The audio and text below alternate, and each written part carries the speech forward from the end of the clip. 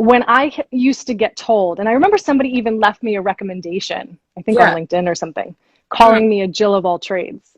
And I was kind of like, ugh, ugh, right? There was a long time where I felt shame about that, or I resisted that. I was like, man, why don't I just have like my one thing?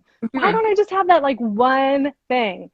And I think railing against that, that part of us doesn't actually serve us, right? And I think when you share with such zeal and such enthusiasm all of these different life experiences that you've gotten to have, and you talk about, because it was the same thing for me, like your first audition you booked, your second audition you booked, you're in a flow, right? Things are clicking.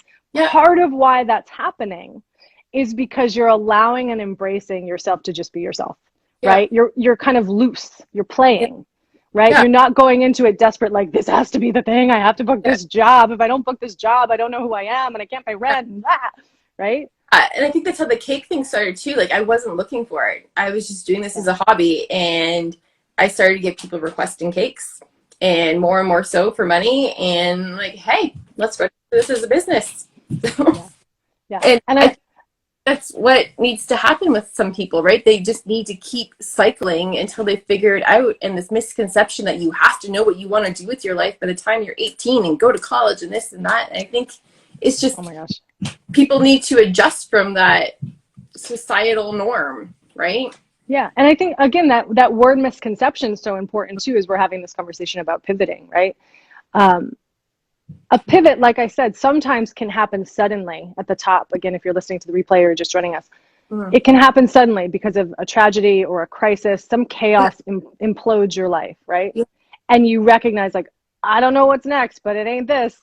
Or I really wish that it was this. I thought that it was going to be this for forever, but for whatever reason, it has ended. Whether I wanted it to or not, whether it's just or not, it is over.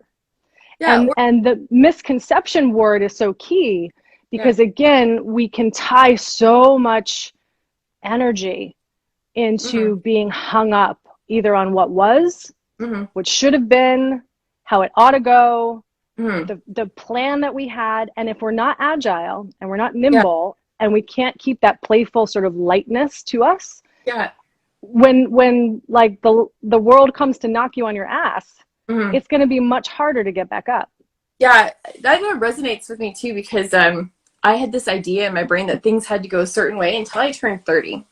30 hit me hard. Like, I think I cried 3 times that day that I was 30, and the plan in my head hadn't happened, right? And it wasn't until I got past my 30th birthday and I talked to a coach of mine, and she's like, no, this is your new beginning. This is when you adjust. This is when you finally fall into your framework, your way of doing things. I think get out of my head, like, this is how it has to happen because so-and-so told me that this is how it has to happen, right? Oh, girl. How much time do you have?